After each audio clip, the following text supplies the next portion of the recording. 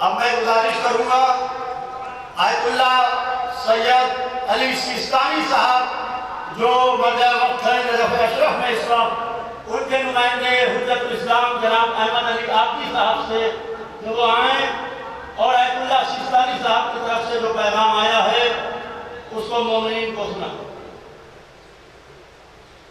جناب حجت الاسلام جناب احمد علی آبدی صاحب۔ السلام علیکم ورحمۃ اللہ وبرکاتہ۔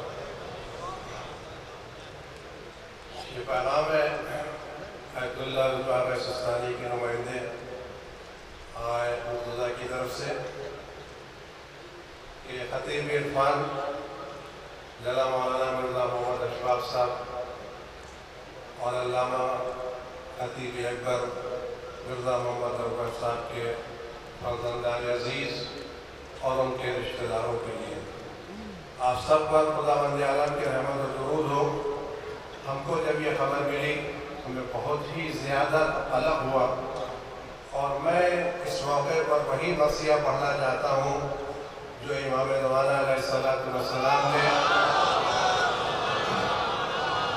جناب شیخ مفید کے انتقال پر پڑھا تھا کہ آپ کا انتقال ہم آل محمد کے لیے بہت زیادہ دردناک ہے، اور آپ کے ساتھ صرف آپ کا بدن قبر میں نہیں دفن ہوا بلکہ توحید اور عدل بھی آپ کے ساتھ دفن ہو گئے ہیں۔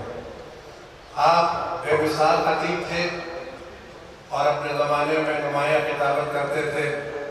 میں نے آپ کی خطابت دبئی میں سنی ہے، اور آپ کی خطابت میں وہ تاثیر تھی کہ ہر چھوٹا بڑا اس سے استفادہ کرتا تھا اور آپ لوگوں کے دلوں کو جیت دیتے تھے۔ اور اپنے زمانے میں آپ اہل بیت علیہ السلام اور خاص کر حضرت فاطمہ الزہرا صلوات اللہ صلی اللہ علیہ کے حقوق کے زبردست طرفدار تھے، اور آپ نے اس کا دفاع کیا۔ ہم خداوند عالم کی بارگاہ میں ان کے لیے اور ان کے فرزندوں کے لیے بہترین عدل کی دعا کرتے ہیں، اور دعا کرتے ہیں خداوند عالم ان کو جوار معصومین میں بہترین جگہ عطا کرے اور ان کا سلسلہ آخر تک قائم رہے۔